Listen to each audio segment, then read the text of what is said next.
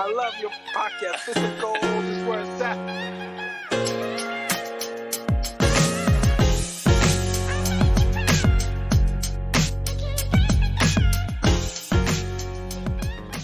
Welcome to another episode of the Bits of Gold podcast, where we help you wake up, find your purpose, and build your dream life.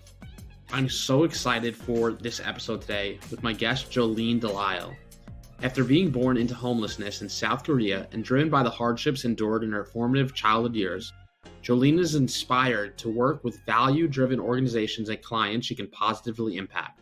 Jolene co-founded her branding and creative agency while pregnant in 2017. Clients of the Working Assembly include unicorn startups like Zola and Klarna, as well as established brands like Evian and MassMutual. Since the agency's inception, the company has tripled in revenue every single year. In 2021, she was named into the Forbes Next 1000 entrepreneur list. Jolene has committed her professional life to work with women, values-led organizations, and clients she can positively impact. She is passionate about bridging the gender equality and diversity gap in creativity and tech, and launched TWA Labs in 2019 to invest in female entrepreneurs and founders of color. As a longtime resident of New York City, she created local works to support independent retail business owners in 2020. Jolene is an awesome person, an awesome human, an incredible entrepreneur, and her story is just amazing. In this episode, we dive into her upbringing, what it was like being born into homelessness in South Korea, moving to the US at a young age, losing her mom, growing up with her adopted family, navigating young adulthood, and what it has been like to get very intentional in her own life in building this incredible business and this incredible life, and how it's led her to some awesome adventures now in launching her latest business, which is an ice cream shop in upstate New York. In this episode, we dive into her mindset, her mentality, her views on success and happiness, and how she's building an incredible purpose-driven life today. With that, I hope you enjoy the show. Jolene, welcome to the Bits of Gold podcast. So excited to have you on today. Thank you so much. I'm excited to be here. Yeah, I'm excited to catch up and for you to share your story today. Yeah, thank you for inviting me. This is really awesome. I've listened to a couple of your episodes and it's so inspiring to hear other people's stories. And I love your message around resilience and chasing your dreams. I think all those things really resonate with me. So excited and honored that you asked me to be on. Yeah, so maybe just before we really jump into it, you could share a little bit about who you are, and then we could take it back to wherever the beginning of your story is. Sure. So I'm Jolene Delisle. I'm the founder and head of creative of the Working Assembly. We're a branding and creative agency based in New York City. We help brands at various life stages through a number of challenges they might be facing, whether that's brand repositioning, starting a brand from scratch, or if you're a Fortune 100 company, maybe even evolving or redefining what your messaging is for a newer audience. So really love my job. I get to work with amazing creative talented people every day. We have everyone from kind of designers to writers to technologists, people who are really kind of creating new things all the time. It's something that we really love and are grateful to be able to do. Yeah, and you're very talented at it. You helped me out by helping on one of the brands that I was previously working on. Yeah, no, that was a really fun project.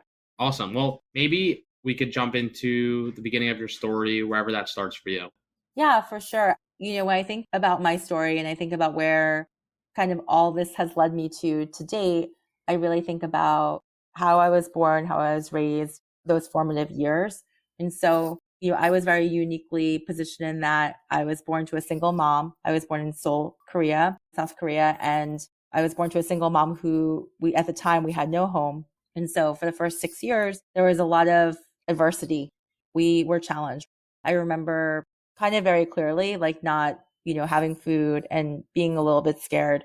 And my mom, my birth mother, made the decision when I was 6 years old to put me into an orphanage and to give up her rights to me. And as challenging as that is and hard to think about and losing her, it did provide me the opportunity to have the parents I have now and to be able to have a lot of access to kind of the life I've been able to build. The first couple of years, I didn't speak any English. So I was very challenged in communication, and art became kind of my medium and forum for how I was able to express and communicate myself to others. And so storytelling and art became really the biggest points for me and where I love to kind of spend my time. And so I guess it's not super surprising that as an adult, going into advertising, going into brand storytelling, going into art direction, it all kind of makes a lot of sense because those for me were kind of the bridge that I had to others. And so I love the fact that my day-to-day job now also is a bridge for other people. I'd love to dive into a little bit more about your childhood and your upbringing and those early years. How long were you in Korea for?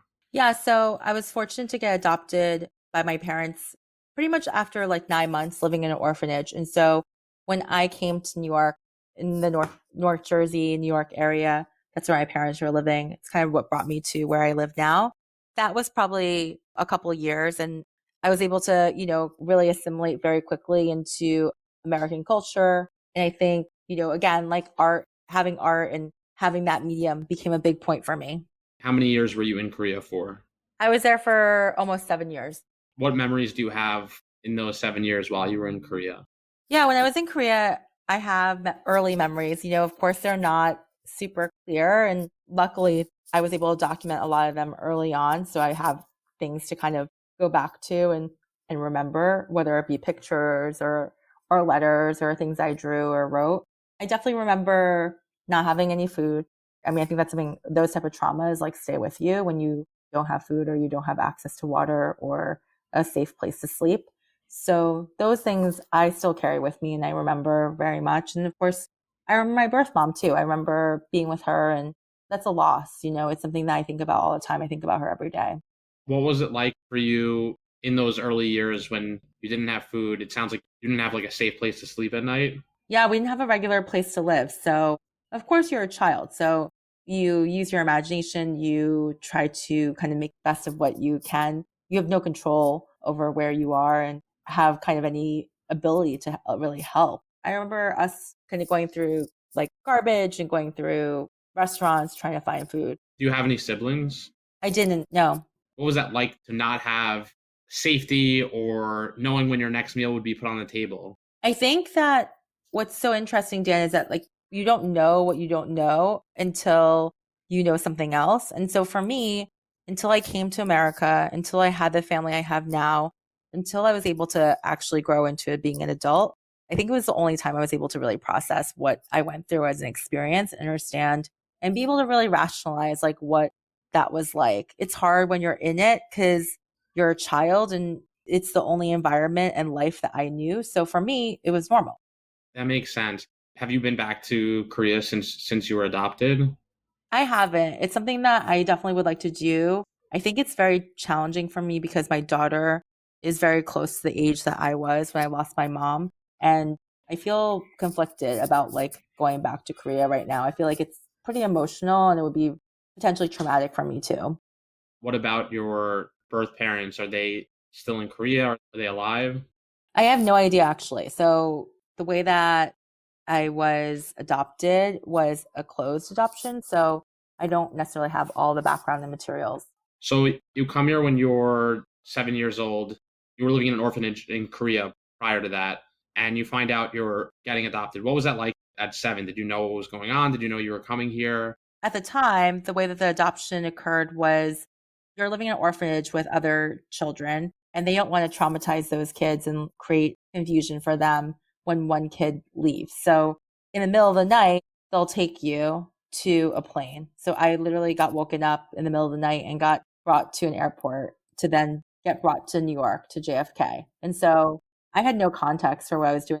I was with a handler who brought me, but I had no idea what was really going on. You had no idea that you were going to New York. No, nothing. At that point, had you been on a plane before? No. What was it like getting on the plane?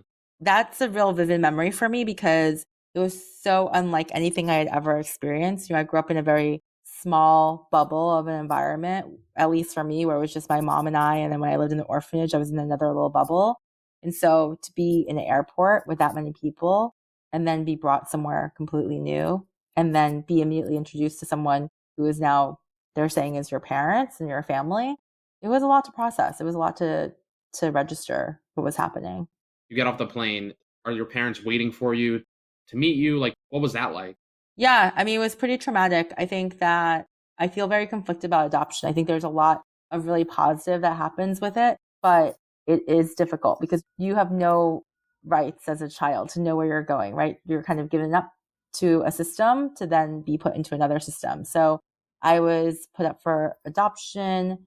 I was brought to this country, given to people I've never met before, and then being told that I not only am part of their family now, but now these are my caretakers. And it's difficult because you don't know who to trust and what to believe because things are changing and happening so quickly. It's crazy because obviously we've spoken at length about all different things, but I've never heard this side of your own personal story. What would you say was like the most challenging part? Because you're also only 7 years old. So you're really such a child that when you're only 7 or even 8, or even when you're like 10 years old, it's like you don't Yeah. really know what's going on. It's interesting because I actually wrote about it recently and have been kind of writing has been really cathartic for me. Now having a daughter who's 5 and so close to the age that I was at when I was separated from my birth mom, it's actually proven to me how much of a foreign person you are at that age. Mm. When you think about 5 when you're 15 or when you think about 5 when you're 25, it feels like such a distant time. You're so focused on kind of the stage of life that you're at the moment that you don't have the time to really think about like, what is a 5-year-old like? What's a 6-year-old like? Like, what do they remember? What are they experiencing? What's their capacity for emotion and resilience at that time? And I think now having a child and being able to see what her capacity is and also how much is able to experience per day, I have a lot of empathy and sadness from my childhood because I think about how difficult that must have been for me, you know? Yeah. It sounds like maybe in the moment, it didn't necessarily feel like difficult because this is all you knew. Yeah, exactly. So I think like when I got to the country, I was dealing with new challenges, right? Which was I didn't know how to speak English. I didn't know how to communicate with the parents that adopted me. They didn't speak Korean. I didn't speak English. So that was its own challenge. I had never been in a home before with my own room, my own bed. I didn't know what sleeping alone was like. I'd always either slept with my birth mother or I'd always slept with a room full of other kids in an orphanage. So that was a new experience. Like everything was so new and so foreign literally that like it was a lot to comprehend and digest. And I think honestly, from age 6 all the way through to 16 or 26 even has just been me like trying to really navigate becoming an adult and just like becoming a person and not so much spent time like analyzing my past because it was all about moving forward. Would you say when you, like your first night, you were in New York, Jersey, Hmm. were you like, I'm safe now? Or you were maybe more scared? Or were you like, oh, I have some security now that I didn't have previously? Had no sense of security. I think I had no idea what was really happening and I didn't know what adoption meant. That felt like a new foreign concept that I had never understood what it was. If I asked my daughter now who's 5 what being adopted is, she wouldn't know what that is either. It was a concept that I didn't understand. And then there was a lot of fear. There was a lot of trepidation. And I think on the other side, you're being told as a child that you should be grateful and happy and excited because you're being saved and you're being like in a safe environment. But you don't understand that safety and you don't understand the concept of gratitude in that aspect because for you, like you were happy, like in the situation you were at with your birth mom, or even in the situation you were at with other kids in an orphanage. So it was much more traumatic. It was a lot harder to deal with. And then also being in an environment where no one looks like you. You're the only Asian person and feeling very, very like isolated. It's crazy hearing you speak about this because I really didn't know any of this side to your own story. What about your birth mom? Were you missing her when you were here? Were you like, why am I in this new country now? Yeah, of course. I think that I went through a lot of emotions. Again, I wasn't fully processing and probably still have not completely grappled with and come to terms with. I think there was definitely a tremendous sense of loss. It's like losing, I know you've lost your mom. It's like losing a parent. And also, I think there's anger associated with that too, right? Because it feels like something you can't control. And it's, anger and sadness, all those things. Also, excitement because you're in somewhere new and you're told should be happiness too. I think it's such a mix of emotions that, especially as a child who's just trying to survive day to day, you don't have like the time or capacity to like be able to like really process and understand. What about as you started to get a little bit older, maybe in like your teens or high school? What was your life like at that point? So I think for me, I had a very unique experience which I think informed a lot of my professional life, which was I was always kind of a little bit of an outsider. I didn't really connect with anyone in my family as far as like, I didn't look like them. I wasn't birthed into the family in a traditional way. And then I think living in a town in New Jersey where it was very white, it was very homogenous. A lot of it was around this idea and concept of blending in and fitting in. It was difficult. And so I think a lot of my professional life to date, when I think about the work that I do, which is really all about standing out, being proud, being unique and different, it makes sense in a lot of ways that that's like what I do, because so much of my life was about blending in and trying to like kind of stay a course. When you were in college or high school, were you like, oh, I want to go into building my own business? Or what was your mentality around that at that point? It wasn't. I was very drawn to art, I think because art was kind of my initial medium in communication. I couldn't speak English, so art became a therapy for me. It became the way that I was able to communicate with others. It was the way I was able to draw my experiences. It was the way I was able to remember my mom. And so drawing and art was hugely important to me. It became a big passion point. And I think going into commercial design, going into graphic design, going into art, it all makes sense that that's like kind of where I went, because communication and storytelling became really the biggest things in my life that I really cared about. And so all of that helped kind of inform where I am now. I worked for a number of years in advertising agencies, branding shops, design companies, and it was always around art, storytelling. Those were all the things I really cared about and was excited about. And I only started my company in 2017. I was pregnant with my daughter, and I was thinking a lot about my mom, because I think that's natural. I'm about to have a baby. I'm about to experience what she went through. And I kind of looked around and I felt like the situation that I was in, I was luckily with someone who was amazing and a really supportive partner. So I definitely had that leg up versus my mom's experience. But I knew that I wanted to kind of go through the birth and go through the experience of having a family in a way that gave me the ability and room to be able to really process what was happening. And so part of that was having more autonomy in my professional life. And so I started the company really when I was 3 months pregnant with my daughter. I decided to stop working for someone else, start really building the agency. And it all coincided with me having her. With your parents that adopted you, did you have a good support system here for like entering motherhood in your own life? Or was that something that you sort of had to cultivate? I'm curious what that's been like for you. I think that every parent wants to do the best they can. I think that my parents, the capacity that they were at to have me, which was not easy, to adopt an older child from another country who had a lot of childhood trauma. That was definitely not easy for anyone to navigate, any parent. I can't imagine me being able to do it. I think it's very difficult. So I give them a lot of grace and compassion around what they were able to do. At the same point, I think I definitely wanted to do motherhood differently in my own way. And so a lot of that was around this idea of having the flexibility in my schedule, in my life, to be able to be a mom in a way that would really work for me. Work is hugely important for me. And I wanted to make sure I had the space and time and place to be able to really make my career a focus as well as having a child. And so starting the agency really gave me the ability to do that. When you first started the agency, you obviously have a lot going on. You're about to become a mother.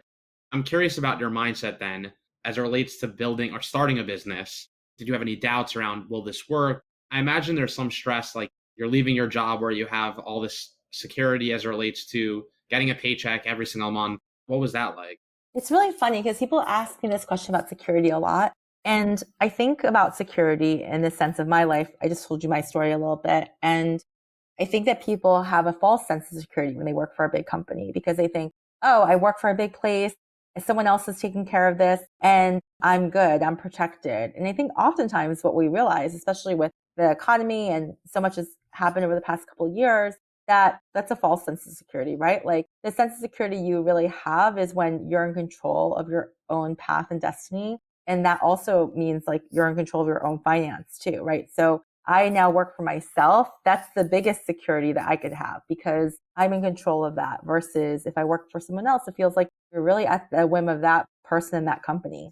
What about your mindset around, did you have any doubts? Will this work? Will I be able to pay myself the same or better or worse than what I'm making now? Because sometimes I think it's easy to say, oh yeah, I can make a couple dollars on the side doing XYZ, but can I replace what I'm making at this job? I think especially as you get older, as you start making more money in like the working world, it's harder to replace that income with your own business. For sure. Yeah, no, I think that one thing that I realized was that, I mean, I'm definitely someone who is not scared of risk. So I think that's always been an advantage of mine as an entrepreneur. It's I'm not risk averse. Like I like challenges. I like doing things that are not expected of me. I like going for it. I think that that's something that's been a big strength of mine. So I didn't necessarily have maybe the good foresight to think of what the risk was. I think for me, I felt like I really believed in myself. I knew I had cultivated a lot of talent and experience to date. And I felt like given the opportunities I had, because I did start kind of consulting with brands kind of on the side in 2016, 2015, prior to kind of making a leap to be completely independent. So I knew that I had a little bit of a network that I could tap into. And so for me, I felt like, let me try this. And if it doesn't work out, I'll just do something else. And I think when you've had no money and when you've had literally nothing before and you know that you can survive, I think that your appetite for taking the bigger challenges and bigger leaps is more open. Would you say that like muscle that you have, has that evolved or changed as you've become very successful in your own business? You've achieved more success. Has it become more challenging to take new risks? Or because sometimes it's like, oh, like now I'm kind of comfortable. I don't want to lose what I've made.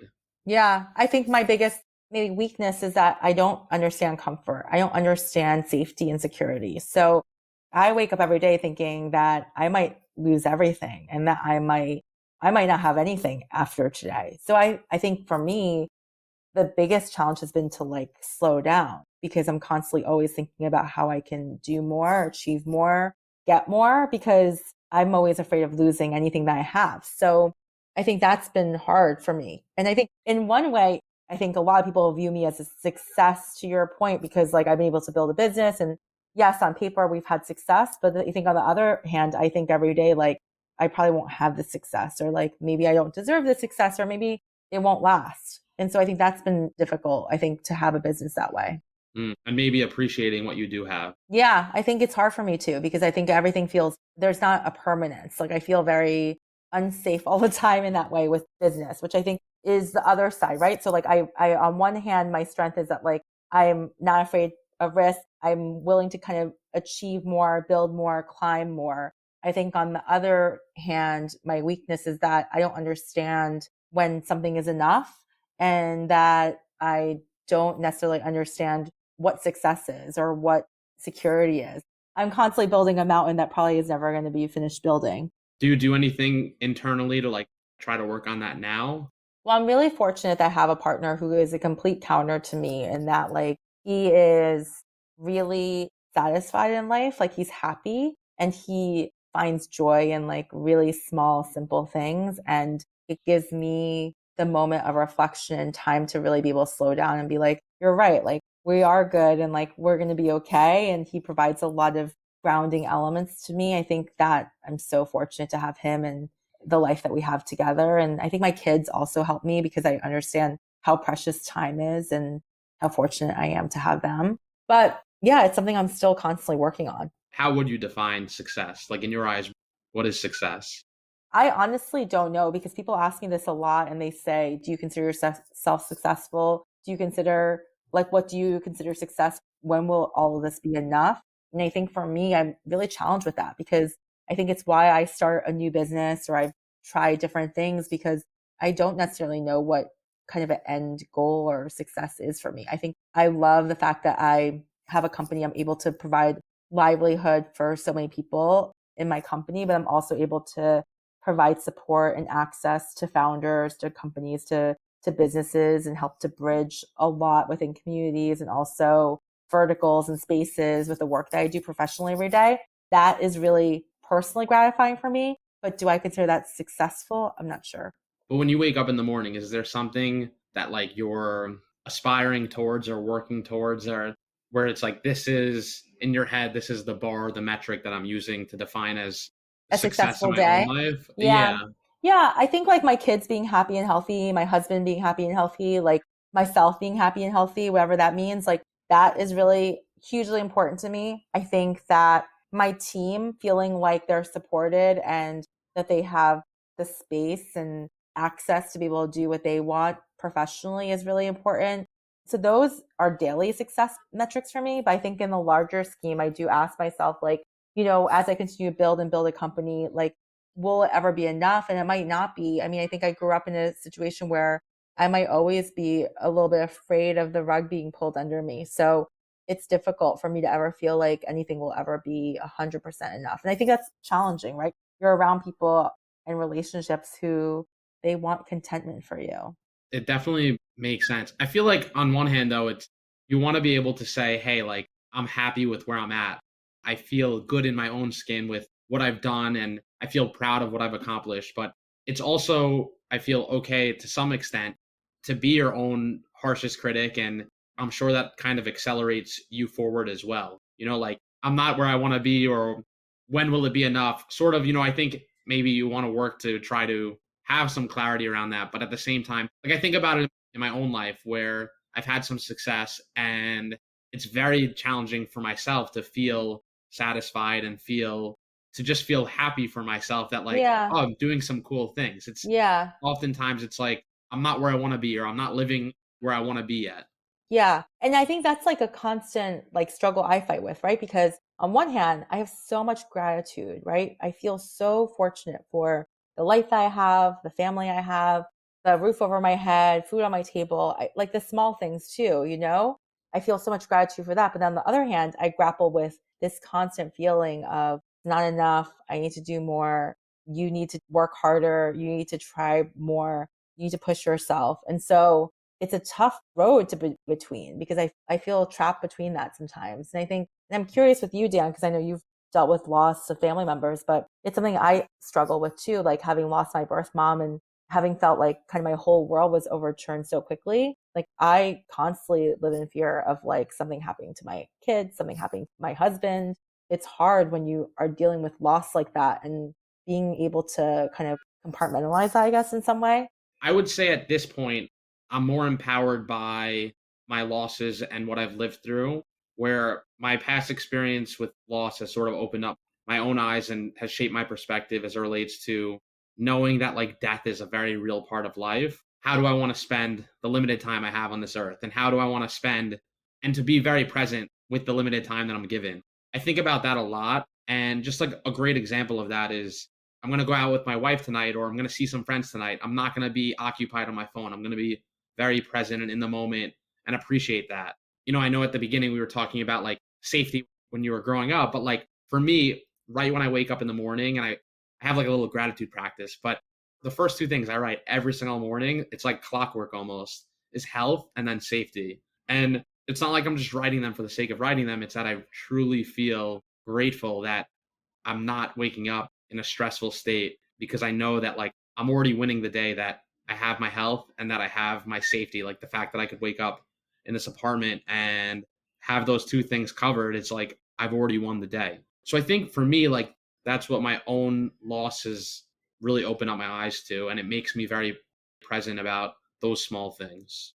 And I think that contentment that you have is something that I'm so attracted to as a person. And I think it's probably why we became friends, because I think that's something that I have yet to achieve in my life, right? Like I feel gratitude towards safety and health and the people of my life. I think where I have yet to flip it to, which I hope to get to at some point, is that understanding that you're right, time is finite and like I can't spend my time anxious and worried about all going away. I have to now just like make the most of it. I think what I've seen of you do is, to your point, like instead of becoming kind of paralyzed by like the lack of time or the idea that things are short, the way that I am in some ways, like you've been able to kind of just been able to be like, okay, well it is. And I'm able to now like get beyond that by making the most of it.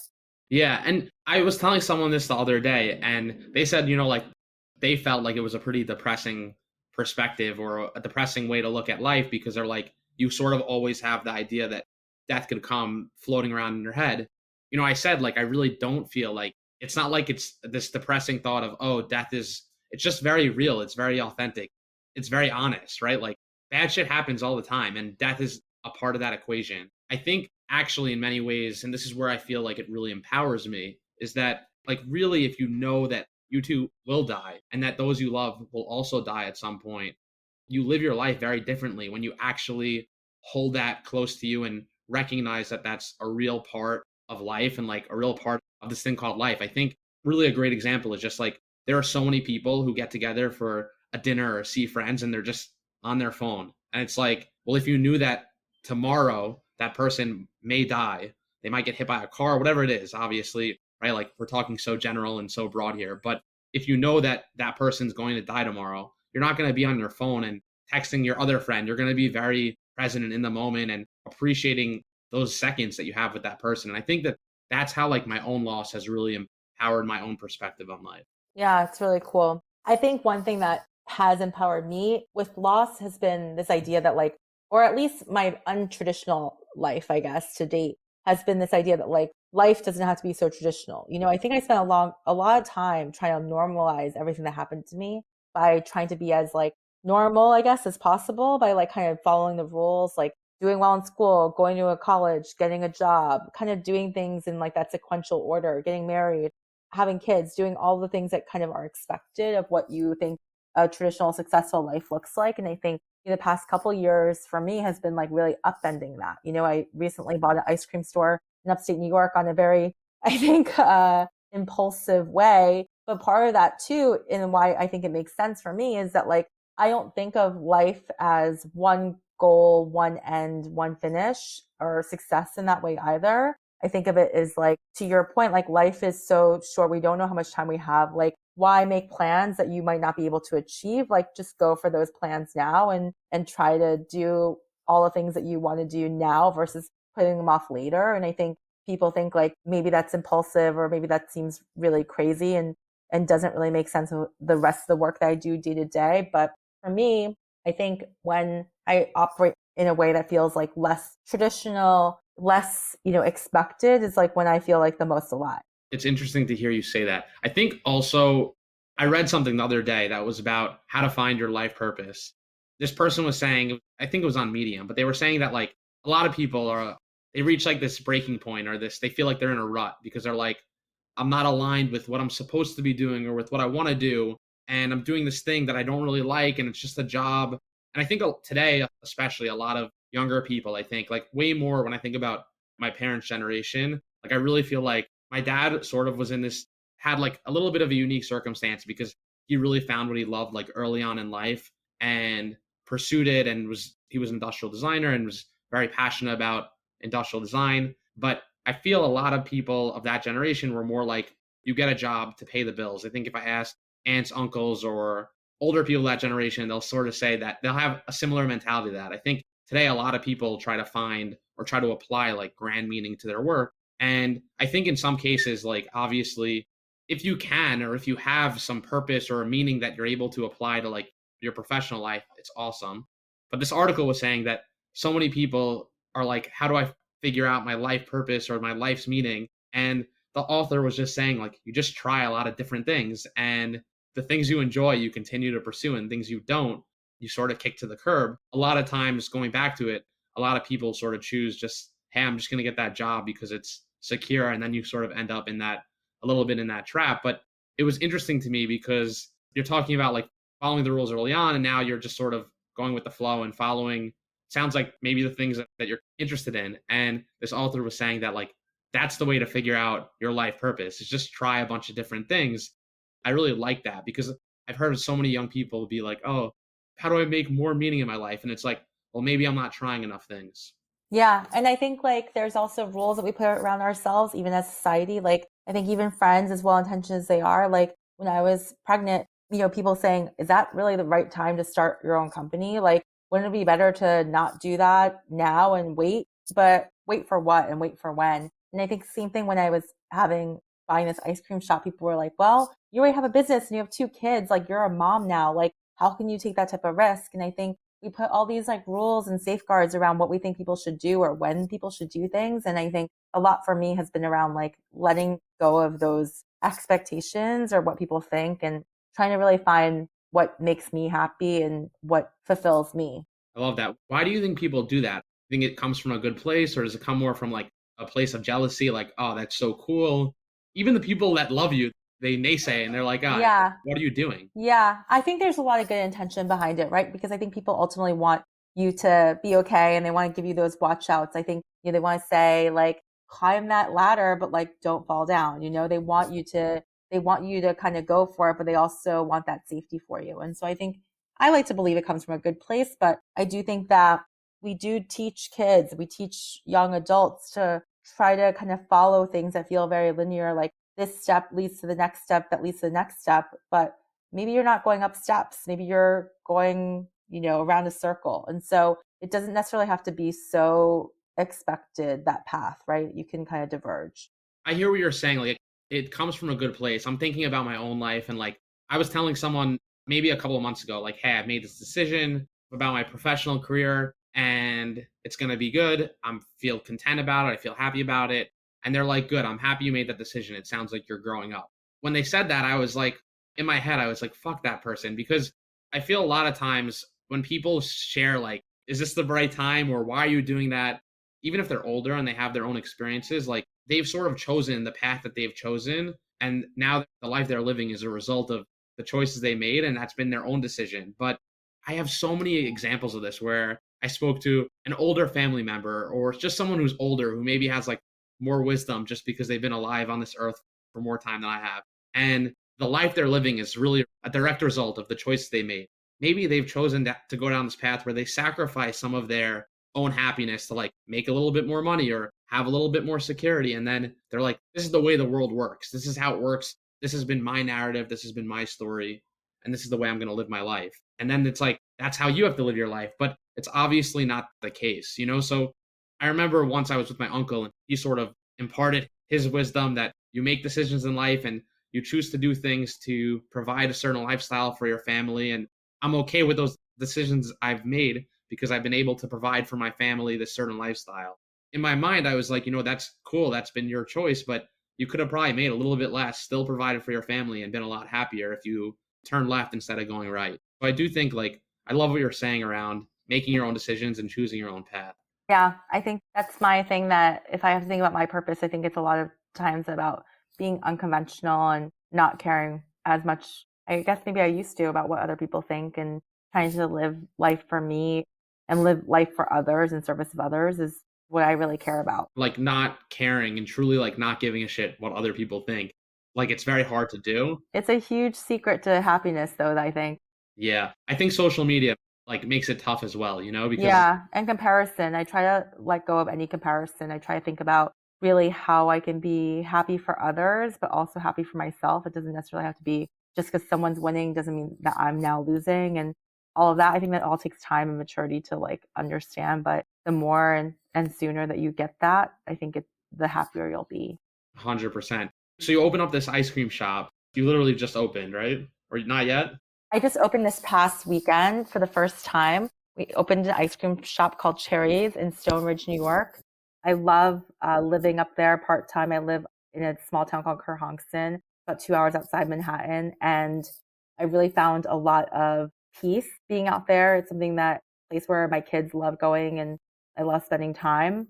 And during the pandemic, spending so much time up there, I realized that there was kind of a hole for children in particular, places to go. And we oftentimes would stop at this ice cream shop along 209. It became a place for us that was safe and happy during kind of a very difficult time when, the global pandemic was happening. And when it went up for sale, I thought a lot about whether that business, I could maybe help renovate and push it a little bit and make it into a space that's even more of a place and destination for kids and families to go to. And so that's really what I'm working on now. So we're open now for ice cream. And the idea is that in the fall, we're actually going to change the building next to it into a space to give free art classes to local kids.